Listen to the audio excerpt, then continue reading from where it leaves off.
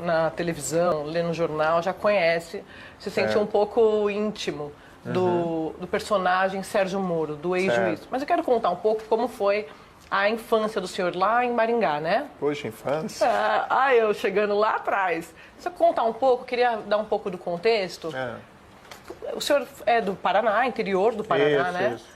De uma... O senhor tem eu nasci em Maringá. Maringá? Né? Maringá. Às vezes tem uma confusão, falam que eu nasci em Ponta Grossa, coisa assim, mas meus pais eram de Ponta Grossa, mas eu nasci em Maringá, o pé vermelho, como a gente chama, né? Porque é terra roxa e a colonização é paulista, então tem muito de São Paulo na região de Maringá. É claro que é Paraná, né? Então a infância foi normal, não tem nada assim. Às vezes as pessoas ficam achando que teve algum Noite das Revelações, um relâmpago do céu. Teve assim um insight, vou virar juiz um dia. Sim, não. Quando foi que o senhor falou quero ser advogado e pensar na carreira de magistratura? Normalmente, como toda criança normal, a gente quer ser policial, bombeiro, coisas dessa espécie, né? O explorador. Eu gostava muito daqueles programas que tinham, acho que passava até na Globo, Mundo Animal, né? Que é os precursores do National Geographic, coisa assim. E meu pai era geógrafo, então eu sempre, poxa, seria legal ter um trabalho desse, de ir lá na África, fotografar, filmar animais selvagens. Você nunca foi? Não. Não deu tempo ainda, não deu tempo, mas vai dar, quem sabe. Vai. E depois, no entanto, depois da escola normal, né, eu acabei resolvendo ir para a faculdade, escolhi Direito, e eu fui pegar gosto pelo curso mesmo, pela metade do curso de Direito, principalmente por conta de estágio profissional. Comecei a trabalhar no escritório de um grande advogado lá de Maringá, uma pessoa que eu prezo muito, Edivaldo Joaquim de Souza, e era na área tributária até, nem era área criminal. E, no entanto, do meio do curso para o final, embora eu gostasse muito ali do trabalho de advogado ou de estagiário como advogado, também advoguei há alguns anos, eu preferi fazer o concurso para juiz.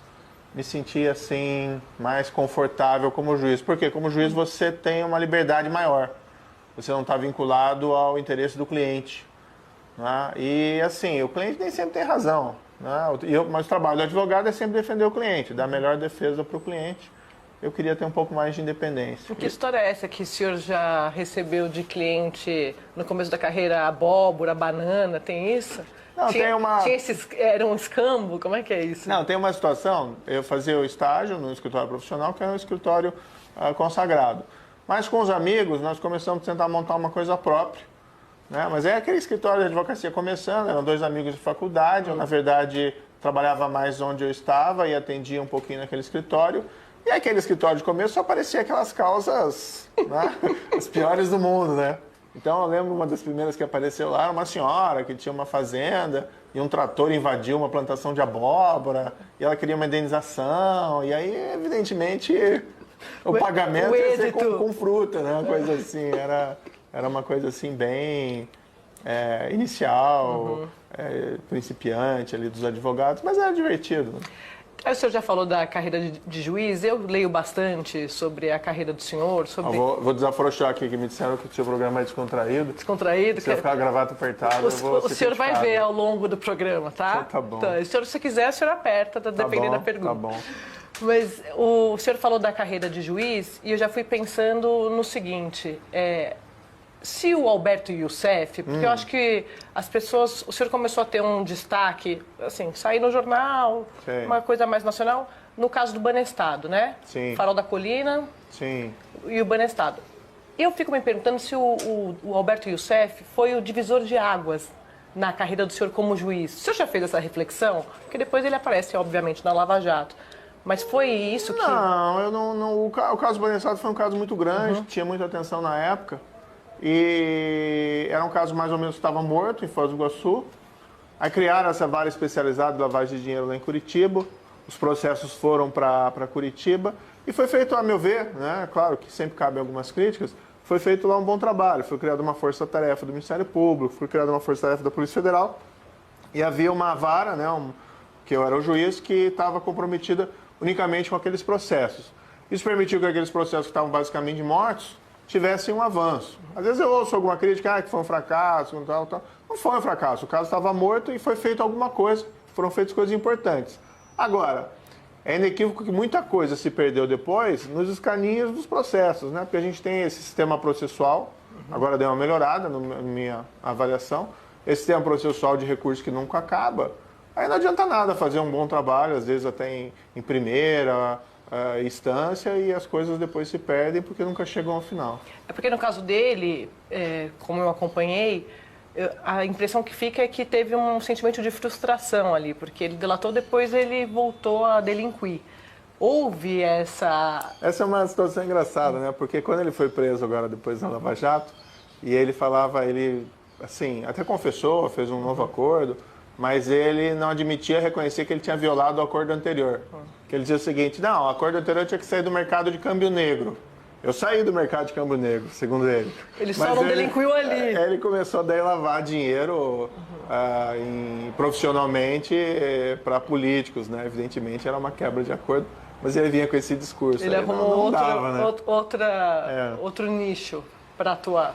Exatamente. Então, bem, a impressão é que ele já fazia isso no passado, mas em menor escala. Mas no que se refere a ele ter abandonado, de fato, o mercado de câmbio negro, parece que ele deixou mesmo.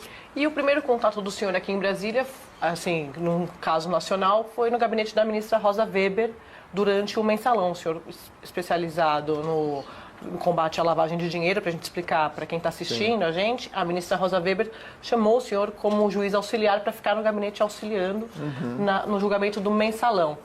Isso também é uma curiosidade, porque o senhor, de juiz auxiliar, depois passou a juiz protagonista do maior escândalo de corrupção, pelo menos é avaliado assim por muitos especialistas, que é a Lava Jato. Ali o senhor já sabia, já imaginava que poderia encontrar aqueles personagens do Mensalão novamente na Lava Jato? Por exemplo, Zé Dirceu. Não, de forma nenhuma. Às vezes as pessoas têm essa ilusão de que a gente tem tinha essa visão lá atrás, né? Por exemplo, eu escrevi um artigo lá em 2004 sobre a Mãos Limpas na Itália, né? E assim, foi um artigo que eu escrevi porque eu era juiz criminal na época, aquela experiência me interessava, daí eu pesquisei e entendi que tinha material suficiente para escrever um artigo. Aí depois, quando surgiu o Lava Jato, o pessoal levantou aquele artigo e colocou como se fosse um plano para Lava Jato, do que ia fazer, ou que eu teria alguma coisa de uma premonição, né? Então, enfim, nada a ver. Porque é muito parecida, né? Assim, a Mãos Limpas, até no caso do Di Pietro, que sim. Ele, depois de investigador, passou para política. O senhor se considera político? Não. Eu, diferentemente do Di Pietro, cada um tem a sua experiência. Até tive a oportunidade de conhecê-lo, né? Uma pessoa muito simpática. Ele saiu para a política depois, teve sucessos e insucessos dentro da política, né? Mas, assim, eu entrei para ministro da Justiça com uma visão, a minha visão, pelo menos, é para ter um trabalho aqui mais técnico e, principalmente, qual que era a minha preocupação? O que a gente viu na Itália, né? Embora hoje o contexto seja diferente, mas logo após a Mani Política teve uma reação política muito forte contra aqueles esforços anticorrupção. E a minha avaliação foi, puxa, não gostaria que isso acontecesse. Foi tanta dedicação aí nos últimos anos, não só minha, mas de muita gente, também da sociedade brasileira.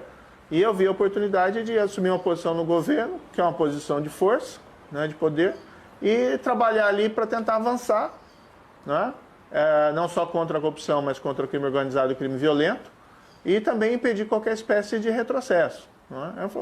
É um trabalho difícil ali, mas eu vi dessa forma a oportunidade, né? Então, não me considero assim um político, por exemplo, vinculado a partido, com esse tipo de posicionamento. Não que tenha alguma coisa errada nisso. Claro que aqui no Ministério tem que fazer política, né? Tem que conversar com muita gente, tem que conversar com outros membros do Poder Executivo. Tem que defender as posições do governo. Exatamente. Ministro, o senhor falou dessa relação com a Mãos Limpas e eu me lembrei que ali no finalzinho já da operação, pelo menos da fase exitosa, de fato várias leis foram aprovadas que afrouxavam, não era para combater a corrupção, era para combater a investigação, né? Isso. Aqui a gente está vendo reação não só do Congresso, aí eu estou falando, por exemplo, do projeto de abuso de autoridade que foi aprovado, está lá na mesa do presidente, mas também, claro que não é da alçada federal, mas, por exemplo, o caso do senador Flávio Bolsonaro, de uma certa forma, ele colocou um freio nas atribuições do COAF, que o senhor sabe melhor do que ninguém, fundamental para fazer investigação. Como o senhor vê essa atuação para esvaziar o COAF? Porque o senhor, que sempre se posiciona como o senhor acabou de fazer aqui, tem um discurso forte do combate à corrupção e atua para isso, o senhor ficou em silêncio neste caso específico do COAF. É porque é filho do presidente? Não, veja, tem uma decisão do Supremo Tribunal Federal, do ministro Dias Toffoli, sobre esse caso. E, assim, institucionalmente, eu não acho apropriado o membro de um poder ficar criticando, seja para elogiar, ou seja para questionar decisões de outro poder. Então, eu acho que é uma questão institucional, certo?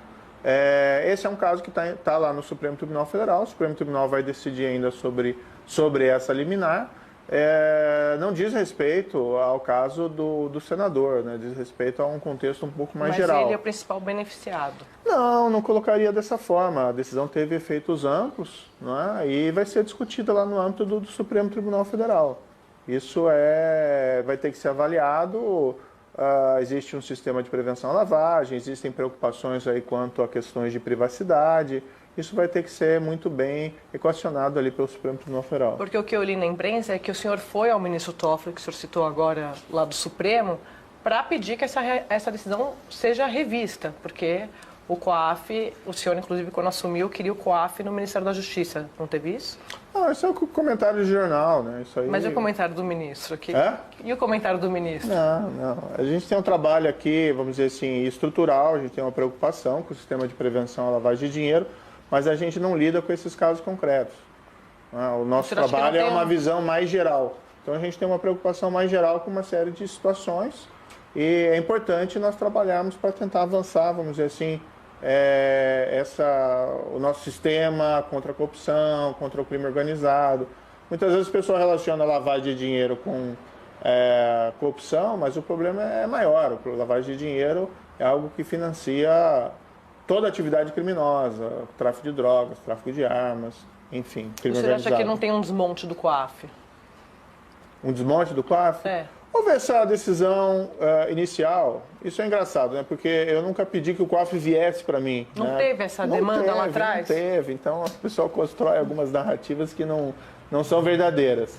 Quando eu procurei o presidente, nós assumimos um compromisso, né, de que nós seríamos firmes contra a corrupção, contra o crime organizado e contra a criminalidade violenta.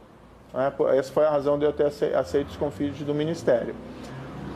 Na formatação foi dito, olha, o COAF pode ir para o Ministério da Justiça. Eu não tinha pedido isso, mas achei interessante, porque a minha visão é que o COAF estava meio desestruturado no anterior Ministério da Fazenda. Ele veio para cá, nós reforçamos a estrutura, né? No entanto, a medida provisória que transferiu não foi aprovada pelo Congresso, nesse ponto, e ele voltou para a economia. Dentro da economia, houve essa decisão de transferir ao Banco Central. Eu conheço lá o presidente do Banco Central, Roberto Campos, pessoa muito séria. Eu tenho certeza que o COAF está em boas mãos. E, inclusive, a estrutura que havia aqui, que nós havíamos reforçado, foi transferida ao Banco Central. O importante é que ele funcione bem, com independência e com autonomia. Eu estou perguntando isso, ministro, porque o senhor acompanha. Hoje em dia, todo mundo tem uma opinião a respeito... Eu vou apertar a gravata aqui. Eu falei.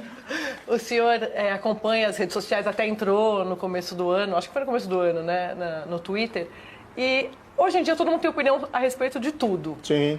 E aí, claro que quando o senhor aceitou vir para o governo, o discurso da oposição é que o senhor estava fazendo o trabalho na Lava Jato com o desfecho que levou o ex-presidente Lula à cadeia e que era uma perseguição política. Isso dizem os aliados do ex-presidente.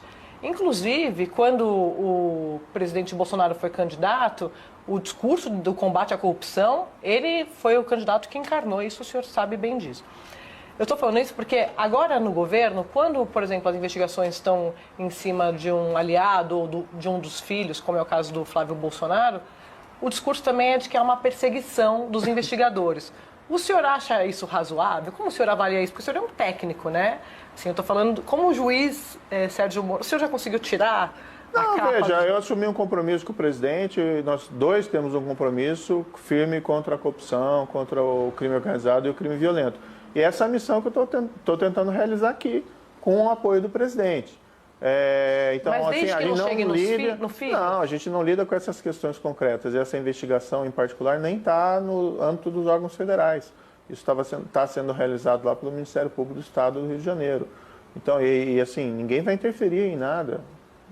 Não seria próprio, né, fazer qualquer espécie de intervenção. Eventualmente pode ter alguma reclamação ou outra, mas isso não reflete em políticas institucionais. O presidente permanece firme, na minha avaliação, com esse compromisso que assumiu, não comigo, né, assumiu com o país. Essa de reverter a decisão do COAF, o senhor concorda? O senhor acha que seria melhor? Não cabe fazer esse tipo de... Acho que eu não posso fazer esse tipo de afirmação, avaliação em relação à decisão de outro poder. Nós acompanhamos com respeito às decisões judiciais, temos uma avaliação, né, mas eu acho que não seria próprio eu ficar emitindo juízo de valor.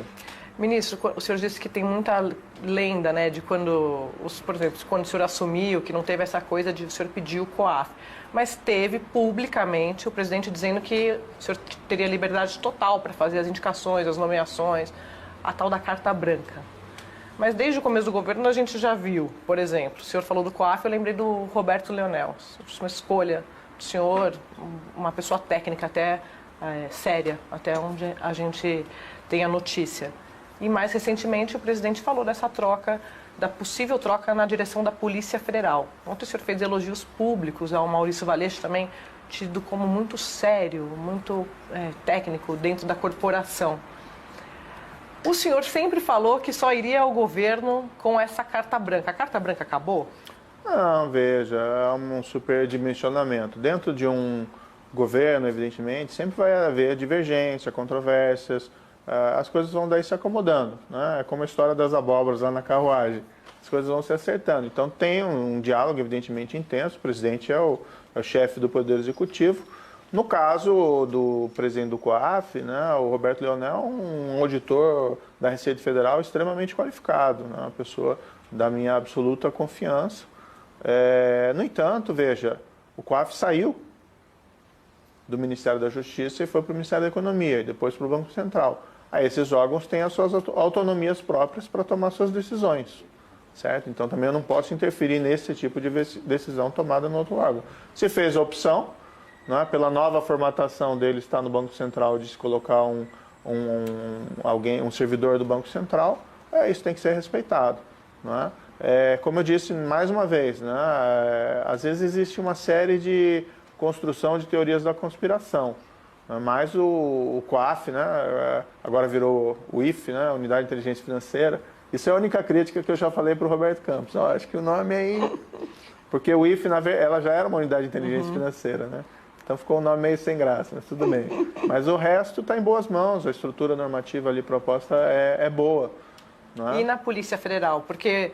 A Polícia Federal foi comentários mas assim... Não, foi público, ministro. Ele disse, quem manda sou eu, não é o ministro Moro. Como o senhor se sentiu? Não me cabe ficar comentando afirmações do presidente. Acho que também seria impróprio. Mas sobre a Polícia Federal, né? Não estou falando do presidente, porque o senhor é o chefe da Polícia Federal. Não sou o chefe da Polícia Federal de forma nenhuma. A única pessoa que eu indiquei na Polícia Federal foi o diretor da Polícia Federal. Maurício Valeixo. Sim. Mas se ele sair, o senhor ficaria no governo? Não tem essa questão. Qual das duas? É? Qual das duas? Ele saiu ou o senhor... Seria uma questão especulativa, né? Eu acho que não cabe responder questões especulativas nesse caso. O senhor acha que ele está mantido no cargo? Pelo que o senhor conversa com o presidente? No cargo. Não tem risco para ele? Não há riscos? Veja, como eu tenho as várias funções aqui do Ministério da Justiça, as coisas eventualmente podem mudar, mas ele está no cargo, permanece no cargo e tem a minha confiança. Tem a confiança, certamente. Né? Ontem até eu estava acompanhando o Twitter à noite e o senhor trocou afagos ali com o presidente, falando desse discurso da política do combate à corrupção, e o presidente disse que está com o senhor, né? Depois dessas polêmicas recentes que a gente acompanhou. E aí eu queria falar um pouco do pacote anticrime e do projeto de abuso de autoridade. Lá em 2017, houve um movimento para tentar aprovar, o senhor se lembra bem disso. Roberto Requião, Renan Calheiros no Senado Federal. Sim. Isso não foi exitoso, só agora eles conseguiram fazer essa aprovação. O senhor acha que isso se deve ao desgaste da imagem da Operação Lava Jato, como dizem alguns especialistas, por conta da revelação das mensagens do Intercept? Eu acho que essas mensagens do Intercept já não tem mais muito maior reflexo, né? O que aconteceu foi que, primeiro, há um hackeamento criminoso, foi obtido por meios criminosos. 2, não há uma demonstração de autenticidade. 3, isso foi divulgado com um sensacionalismo, né? Faltou pegar um tambor e sair batendo e divulgando essas mensagens. Eu não vejo impacto nenhum nisso. Os processos são públicos, as decisões foram públicas, as provas estão lá, as mensagens não revelam nada, né? Além de não serem demonstrada a autenticidade, não demonstram nenhuma fraude, nada de errado ali em relação ao que foi feito dentro desses processos.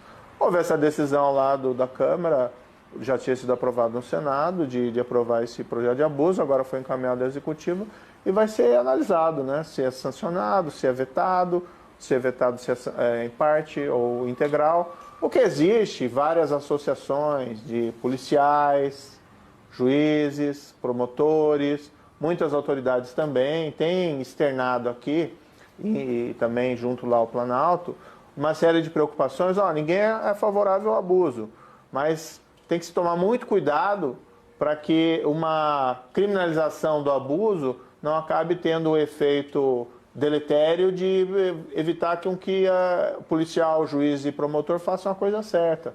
Tomem decisões, e às vezes tem que ser decisões corajosas, né? Às vezes contra o crime organizado, contra o tráfico de drogas, tráfico de armas, não só a corrupção. Então não se pode colocar a atividade desses órgãos, dos agentes da lei, sobre uma perene ameaça. Olha, se você for duro, se você for rigoroso, se você fazer a coisa certa, se o adversário for poderoso, você está sujeito a processo. Então tem que ter um equilíbrio aí, e isso está sendo analisado. Nesse caso do Intercept, ontem até uma das procuradoras do caso, o senhor acompanha, veio a público pedir desculpas por uma das mensagens que eles teriam trocado ali no caso da morte da ex-primeira-dama Marisa Letícia. E nas redes sociais, como eu disse, todo mundo tem opinião para tudo. Algumas pessoas dizendo que aquilo comprovava que as mensagens eram verídicas. Eu perguntei do Intercept, ministro, porque eu acompanhei o senhor no Senado, e o senhor ficou sendo sabatinado pela oposição, aliados, e muitos deles comparavam aquele momento das mensagens com a divulgação dos áudios de Lula e Dilma. Não, isso não tem nenhuma relação. Eu lembro que o senhor até comentou a respeito disso, mas eu pergunto isso porque lá eles faziam uma avaliação assim, se o juiz não tem que dar o exemplo, entendeu? Se há essa... É nesse sentido, porque acho que as pessoas se confundem um pouco com esse caso. Veja, uma situação de uma interceptação legalmente autorizada e foram colhidas provas relevantes sobre uma possível obstrução da justiça. Mas divulgadas fora do horário, né? Isso foi levado a público. Isso foi uma decisão tomada pelo ministro Teori, respeito muito o ministro Teori, mas no fundo, assim, não é que não havia uma autorização judicial. Havia autorização judicial, aí foi determinado, olha, vamos cessar, e entre a implementação da ordem veio aquele áudio. Não tinha nada de legal, uma intromissão ilegal na privacidade.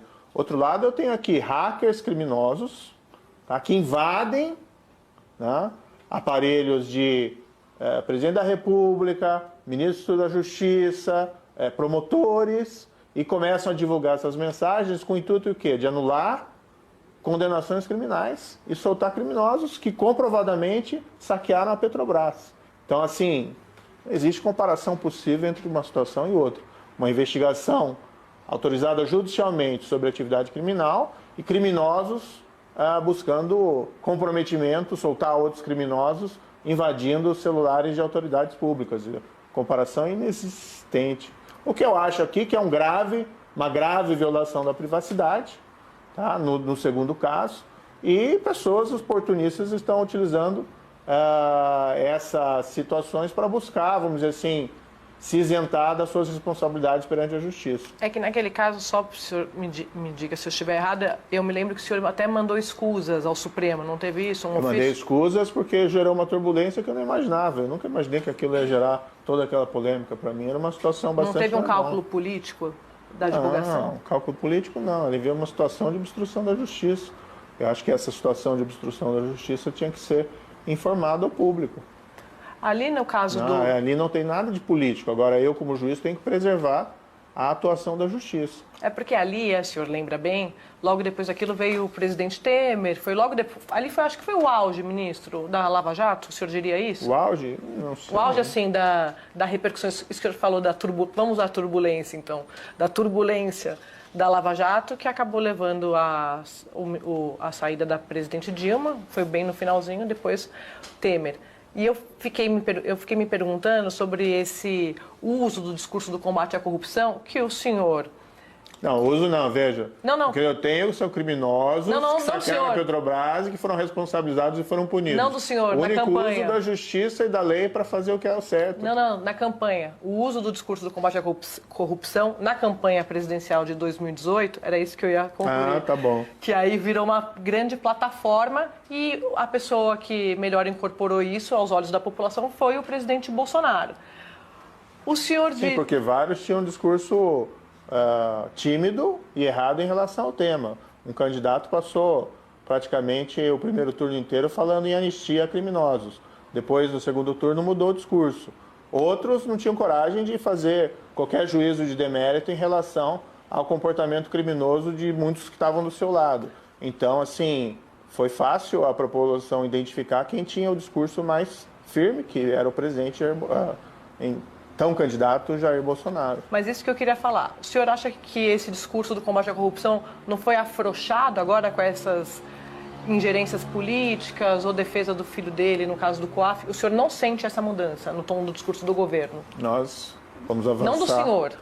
Nós vamos avançar, não. Nós, o governo, nós vamos avançar em relação ao enfrentamento à corrupção. Esse é um compromisso não só entre mim e o presidente Jair Bolsonaro, mas é um compromisso com a população. Isso com certeza é uma demanda do senhor desde o começo, né? Para estar aqui.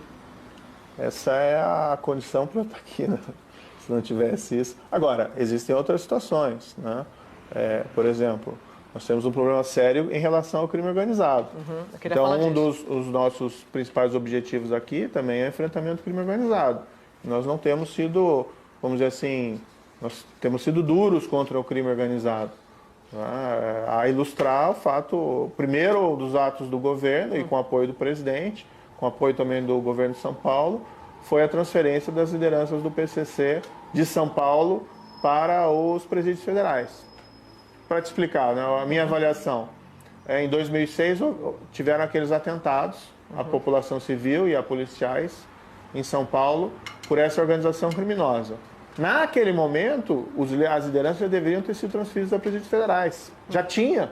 Primeiro Presídio Federal de Catanduvas, eu fui um dos primeiros juízes corregedores, né, dos presídios federais. Os presídios federais, eles reúnem os criminosos mais perigosos do país e eles são bons por quê? Porque não tem fuga, não tem histórico de rebelião, não tem celular lá dentro. Então a capacidade de comunicação das lideranças com o mundo exterior é diminuída.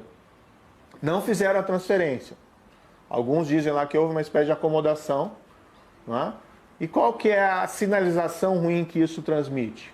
Bem, existe uma organização criminosa, nós não temos coragem de mexer com essa organização criminosa. Isso fortalece a organização criminosa e pessoas que estão fora da organização criminosa muitas vezes têm a seguinte avaliação: bem, essa é uma organização que eu quero fazer parte, porque ela intimida os agentes públicos. Então é uma estratégia errada e, a meu ver, essa é uma das razões porque essa organização criminosa saiu de São Paulo e se transformou numa organização criminosa nacional.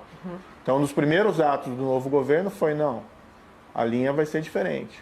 Nós transferimos dessas lideranças, claro que não é uma decisão minha, é uma decisão institucional, não é? Nós transferimos as lideranças criminosas para presídios federais, onde presídios federais, hoje em dia, é o fim da linha. Acabou a carreira criminosa.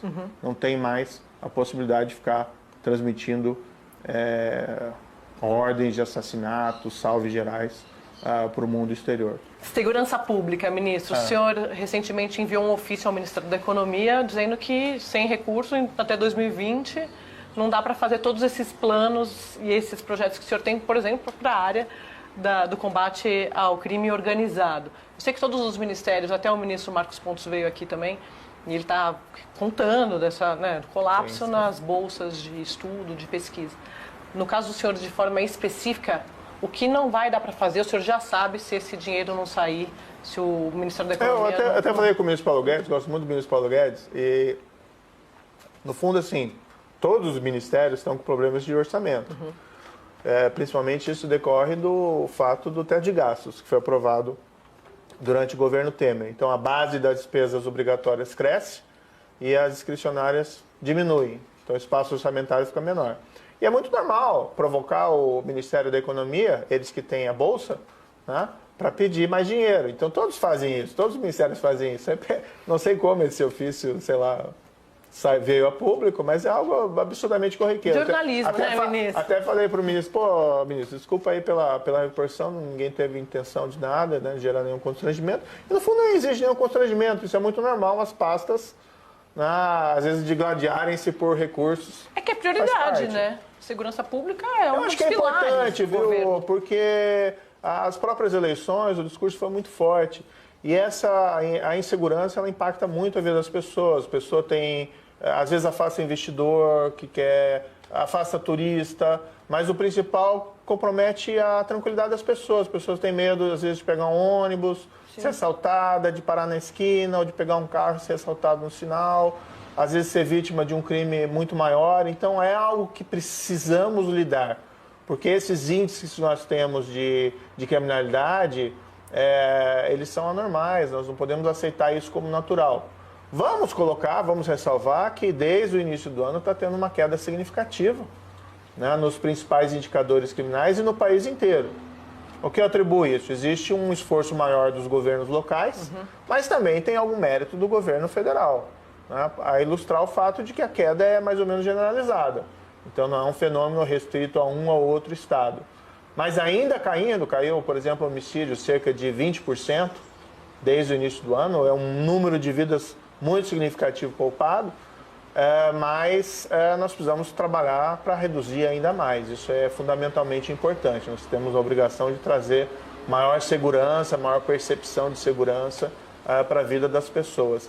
E a segurança pública é um setor que precisa de investimentos, mas os recursos, vamos dizer assim, com não tanto dinheiro se pode fazer muita coisa.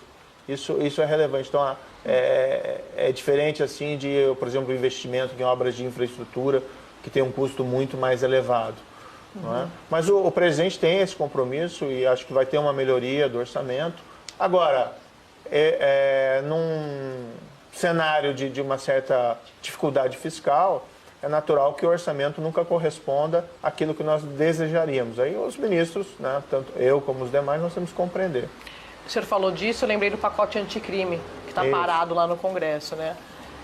O senhor também já sofreu algumas derrotas naquele pacote parado lá no Congresso. Parado não, está sendo discutido, mas o senhor já sofreu algumas derrotas nesse pacote. O senhor encara como uma derrota pessoal? É pessoal com o senhor? Não, não tem nada de pessoal. Mesmo na época, como era juiz, toma decisão, às vezes a decisão não prevalece, às vezes ela tem alguma reforma total, parcial, tal, etc. Então, essa vida, o trabalho tem... Isso é normal. Tem essas situações que você ganha, tem dias que você não ganha. A mesma coisa no pacote anticrime.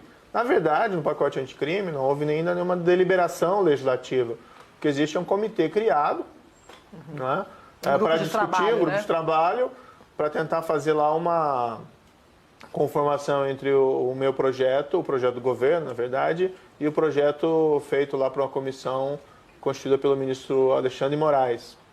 Isso vai ser encaminhado oportunamente a uma comissão, ao plenário, e aí vão ter as votações, as decisões. Então tem todo um processo legislativo longo, né? Mas eu nunca encaro essas coisas do ponto de vista pessoal, não. Acho que não é produtivo, simplesmente. O senhor disse que, quando o governo assumiu, uma das prioridades, é claro, é o combate à corrupção, ao crime, mas recentemente o presidente disse que é para dar uma segurada nesse pacote. Não, mas ele, 2 dias depois, ele retificou, né, e disse da importância do pacote. Mas, senhor, isso que eu quero emendar. O senhor sente esse empenho pessoal para aprovar o pacote do governo? O governo tem um compromisso com várias políticas públicas, entre elas com o pacote anticrime. Claro que o foco de interesse maior do pacote anticrime é aqui do Ministério da Justiça e Segurança Pública. Não porque, vamos dizer assim, é um projeto no qual eu acredito, acho que tem coisas importantes ali, entendeu? Nós podemos avançar muito no enfrentamento da criminalidade, seja da corrupção, do crime organizado, do crime violento, com medidas executivas, que é o que a gente tem feito. Inclusive, amanhã vamos lançar um programa importante de redução da criminalidade em municípios mais violentos do país, escolhidos, né? Agora, com propostas, reformas legislativas, nós podemos avançar mais. Então, por exemplo, só para falar não vamos ser aqui uma aula de direito, coisa assim, fica chato, né? Perde audiência. Mas... Não, o senhor apertar a tecla sabe ganhar audiência, as pessoas querem entender, querem explicar. Não, uma medida que eu acho que é importante é fácil de entender. O pacote é muito simples, né? Mas uma medida que tem lá importante. Quem é preso porque foi condenado por ser integrante de grupo criminoso organizado, tá? Não obtém benefício prisional, por exemplo, progressão de regime, ou saidinha, ou coisa que o valha, enquanto permanecer vinculado a uma organização criminosa. Porque como vai provar isso? Isso tem elementos probatórios, isso vai ser decidido pelo juiz da execução. O juiz da execução vai avaliar, não é? Veja, a pessoa já foi condenada, então já passou a fase da presunção de inocência, né? O veredito de culpa já foi estabelecido. Aí vai verificar o quê? Olha, esses benefícios, o que eles visam? Visam retornar um cidadão à sociedade e não um soldado do crime. Agora, se o preso não faz a escolha básica de que quer deixar de ser um soldado do crime, por que vai conceder benefícios? Então, a ideia não é manter mais gente presa por mais tempo. A ideia simplesmente é impor uma escolha. Olha, você vai ter que escolher o benefício ou o mundo do crime. Não faz sentido dar benefício quem fez a escolha pelo mundo do crime. Isso está no pacote. Isso está no pacote. Isso eu acho que tem um potencial muito forte para enfraquecer essas facções criminosas, muitas delas aí com controle relativo sobre alguns presídios do Brasil. E a questão das milícias entra nisso também? Eu tenho essa dúvida sobre o crime organizado, né, ministro? O senhor, em fevereiro, defendeu o endurecimento do enfrentamento às milícias, mas eu vejo pouco, para não dizer nada, de discussão disso no Congresso e também dentro do governo. Qual é o projeto? Não, de forma nenhuma. Nós temos uma política firme, executiva, de enfrentamento ao crime organizado. Agora, muitas investigações, isso leva tempo. Vamos colocar assim, hoje em dia, a parte da milícia até já se vale de tráfico de drogas. Mas crime organizado em geral, a apreensão de cocaína pela Polícia Federal e Polícia Rodoviária Federal é recorde até o momento no Brasil. Muitas dessas organizações criminosas, inclusive investigações, têm reclamado do governo. Não são exatamente eleitores do presidente Jair Bolsonaro e nem são aqui favoráveis à política do Ministério. No pacote anticrime, nós inclusive colocamos lá uma norma expressa dizendo que a milícia é organização criminosa, que é mesmo, né? Não tem nenhuma dúvida quanto a isso. E as milícias têm que ser combatidas com rigor. Nós até colocamos isso de maneira expressa, está lá no pacote. E é até interessante, gente, às vezes é contra colocar isso no pacote. Eu não entendo muito bem por quê. Acho assim, o Estado tem que ser muito firme contra essas organizações criminosas, que elas cresceram muito nos últimos anos, sob pena de nós não conseguirmos, perdermos o controle no futuro. Cada vez mais que nós retardemos o enfrentamento dessas organizações criminosas, tanto maior vai ser o custo no futuro. Claro, enfrentamento com o quê? Investigação exitosa, prisão e isolamento das lideranças e confisco do patrimônio. Tudo com o devido processo. E o excludente de ilicitude? O senhor é a favor? Ainda é a favor? Ou o senhor acha que tem que dar uma modulada nesse texto? Porque eu estou acompanhando bem essa discussão ali no Congresso. Alguns parlamentares, até o presidente da Câmara já sobre isso abertamente. A gente tem que proteger o policial, mas sem dar o que eles chamam de licença para matar, né? Vai cair a audiência aí, porque a gente está falando muito sobre a questão jurídica. Não, questão de segurança, né? Não, sim, estou brincando. O ministro, ele está medindo a audiência do programa. Na verdade, o pessoal cria uma celeuma aí desnecessária. Não tem nada de licença de matar nesse pacote. O que existe é uma reclamação das forças de segurança que muitas vezes, agindo no cumprimento do dever, protegendo ele mesmo ou um terceiro, acabam ficando vulneráveis a processos. Por exemplo, uma das medidas que a gente propôs lá, está sendo muito criticado, que se a pessoa se excedeu na legítima defesa por vamos dizer, uma situação de estresse elevado, que o juiz possa deixar de aplicar a pena, é uma norma igual que existe no Código Penal alemão e no Código Penal português. Né? Inclusive dá para citar o artigo 33 do Código Português e, coincidentemente, do Código Penal alemão. Então, algo que nações, vamos dizer, são consideradas como extremamente respeitadoras dos direitos humanos, já tem. Nós apenas colocamos lá no nosso código. Agora, no jogo do político, o que coloca? Ah, uma licença para matar. Mas, ministro, não tem licença para matar. O senhor sabe como eu sei que o Brasil não é a Alemanha, e aqui, quando tem confronto em morro, quem morre é o pobre, o negro, em confronto policial, que a polícia entra lá para fazer uma operação. Claro que a gente jamais vai generalizar, mas a gente acompanhou alguns desses confrontos recentes. Isso não acaba avalizando esse tipo de possibilidade de um confronto desse? Ah, tem uma retaguarda jurídica, então... Não, de forma nenhuma. Eu sempre falei, a estratégia de enfrentamento do crime organizado nunca é do confronto policial. Agora, diferentemente do que acontece na Alemanha, vamos reconhecer que existem áreas no Brasil que têm um domínio territorial de grupos criminosos organizados, às vezes com armamento pesado. A polícia tem que tomar atitudes em relação a isso, com estratégia, com inteligência, para retirar esse domínio territorial. Eventualmente, pode existir algum confronto nessas circunstâncias, certo? Que faz o policial ter que agir. Isso é indesejado. Qualquer dano colateral ou mesmo a morte do criminoso. O criminoso tem que ser preso e responder pelos seus crimes, não ser morto. Agora, precisa ter um tratamento jurídico em relação a isso. E você não pode aí penalizar, né, um policial, olha, só pode revidar quando você levar um tiro de fuzil. Aí também não, né? O policial lá da Alemanha normalmente não está exposto a esse tipo de situação, como o policial às vezes no Brasil está, infelizmente. Então nós temos que tratar juridicamente essa questão. Não existe, fora no discurso político, nenhuma proposta de licença para matar. Né? Eu, como ministro, como ex-juiz, sou absolutamente contra qualquer... vamos dizer, esse tipo de discurso, né, licença para matar. Agora, precisa ter proteção jurídica para os policiais no cumprimento do dever. E no projeto de abuso de autoridade, já tem mais ou menos uma ideia do que pode ser vetado? Isso ainda está em discussão no âmbito do governo. Isso não está fechado ainda? Não, isso no fundo quem toma a decisão é o presidente da República, né? O papel nosso é fazer sugestões, conversar com ele, etc. Ele tem se mostrado bastante sensível à necessidade de, vamos dizer assim, equilibrar coibir o abuso de autoridade com a necessidade de não tolher demais a atividade policial do juiz ou do promotor. Ministro, o senhor falou em teorias da conspiração.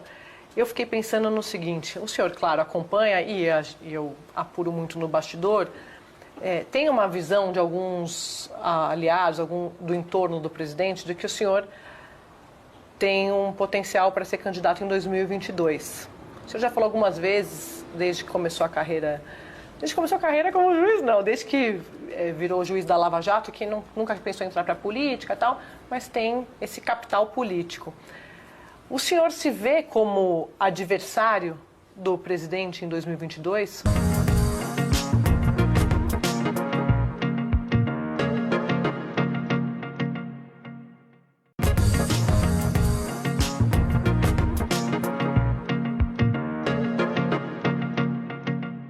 O senhor se vê como adversário do presidente em 2022? Não, de forma nenhuma, de forma nenhuma. Eu já falei diversas vezes que não pretendo ser candidato a nada. O senhor não é candidato à presidência da República? De forma nenhuma. Não tem essa intenção? Acho que não tem nem o perfil. Eu vim aqui para uma missão específica técnica e eu estou concentrado no meu trabalho como ministro da Justiça e de Segurança Pública. Parece muito claro para mim que o candidato do governo federal à presidência da República em 2022 será o presidente Jair Bolsonaro. Seria impróprio, né, pensar de maneira diferente. Então, assim, são aquelas ilusões, entra naquela rede de intrigas, teoria da conspiração e tal, etc. Às vezes atrapalha fazer o trabalho, né, do cotidiano. Eu lembro quando o senhor foi no comecinho do ano na Globo News, na Central. Sim. E me marcou muito quando, acho que fui eu que perguntei se o senhor, sobre a carreira de juiz, e o senhor até colocou a mão assim, 22 anos, foram 22 anos. Difícil. E eu achei aquilo curioso, porque eu fiquei pensando depois com os desdobramentos dos eventos agora, de lá para cá, aquilo foi em fevereiro, se o senhor em algum momento se arrependeu de abandonar a magistratura. Não me arrependi, veja, foi uma escolha difícil, né, porque... Diferentemente do que acontece em outros países, não tem um caminho de volta. Uhum. Então, você sai da magistratura, você abandona não só o status de segurança jurídica que tem o juiz, mas você também a aposentadoria integral babal, né? Vamos colocar assim. Claro que acho que você não pode trabalhar pensando em aposentadoria, mas claro que é algo que é relevante. Planejamento, o senhor está falando de vida. Planejamento a longo prazo. Mas já havia uma missão, havia essa ideia de, olha, vamos lá, vamos tentar consolidar os avanços anticorrupção, vamos evitar retrocesso, vamos avançar no crime organizado, vamos tentar trabalhar esse problema da criminalidade violenta. Então, acho que são objetivos importantes que justificavam a saída. E agora, claro, dentro da gestão do Ministério, da gestão política, você tem avanços, os avanços às vezes não são tão rápidos como você gostaria, mas eu acho que nós temos feito boas coisas aqui dentro do Ministério, né? E essa redução significativa da criminalidade no país inteiro, a meu ver, é um ilustrativo. E o senhor falou que não teve essa conversa o senhor nunca pensou nisso, em ser candidato, mas ir para o Supremo, o senhor já falou que pode ser um sonho.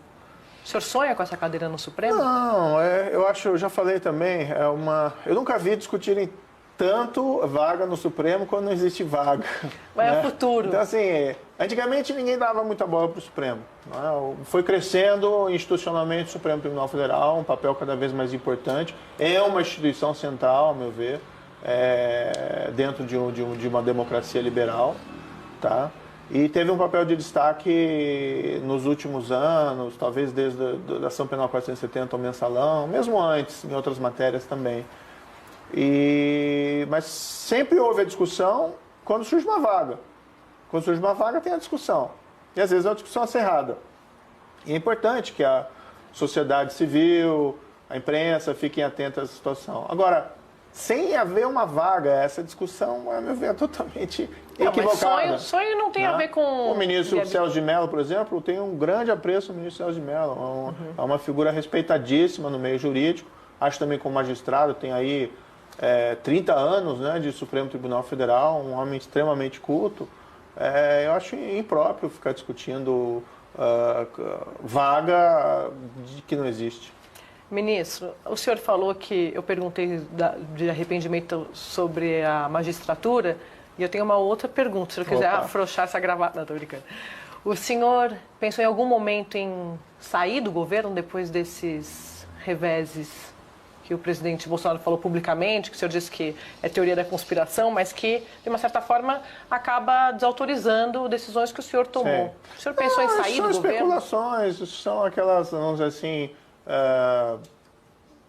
divergências, conflitos, às vezes alguma coisa falada e tal, etc., mas tudo permanece normal. Mas o senhor não pensa em sair do governo? Não, estou realizando um trabalho com o apoio do presidente. Vai ficar os 4 anos?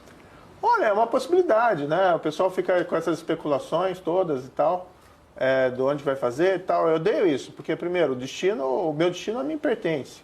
Né? Então, eu vou tomar as minhas decisões no momento oportuno. Eu posso simplesmente terminar esses 4 anos e pedir o boné e, sei lá, ir para a iniciativa privada. Depois dos 4 anos. Subir por um tempo. Sim, não tem problema nenhum quanto a isso, né? Eu acho que ninguém tem um destino traçado. Vai ser não sei o quê, vai ser não sei o quê. Não, peraí, quem toma a decisão sou eu, né? Assim como eu saí da magistratura. Foi uma decisão difícil, mas eu achei que era uma decisão que eu tinha que tomar naquela ocasião. Achei que foi uma decisão importante, não me arrependo dela. Né? E o que eu vou fazer daqui a 3 anos? Não sei.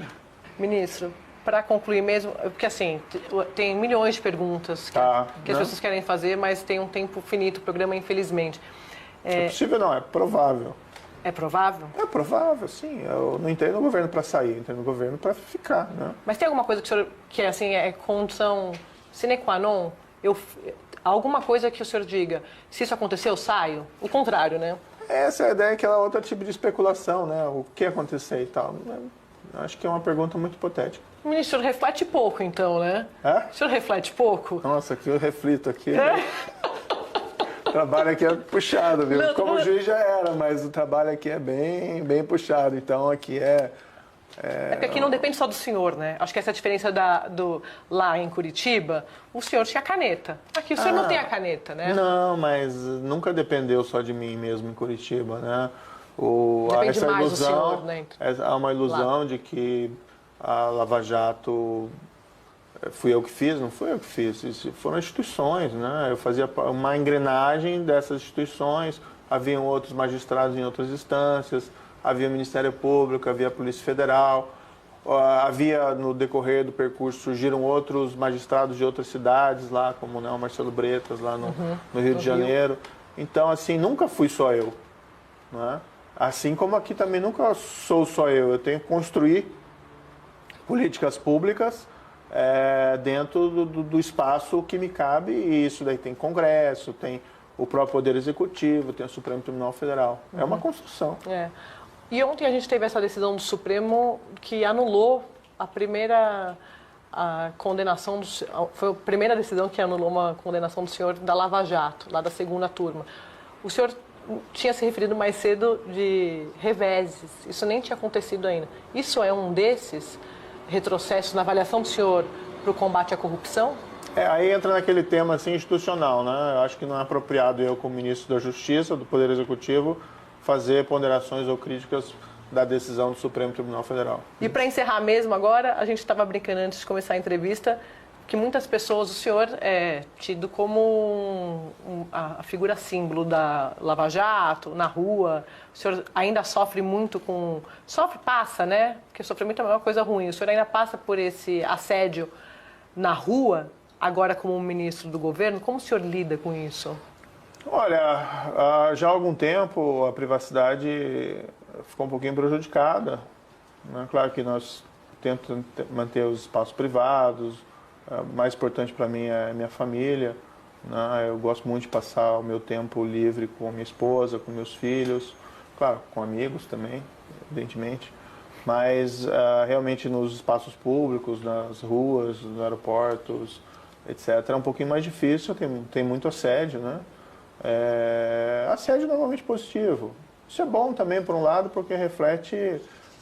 se não fosse o apoio, né, da opinião pública, se não fosse o apoio da sociedade brasileira ao enfrentamento da corrupção, nós não teríamos chegado aqui. Por isso que eu digo, isso não é um trabalho meu, do Ministério Público, da Polícia Federal, do Supremo Tribunal Federal. Isso foi uma construção, foi uma conquista da democracia brasileira, que vem amadurecendo. Então, embora isso tenha um peso na privacidade, acho que eu não tenho muita legitimidade.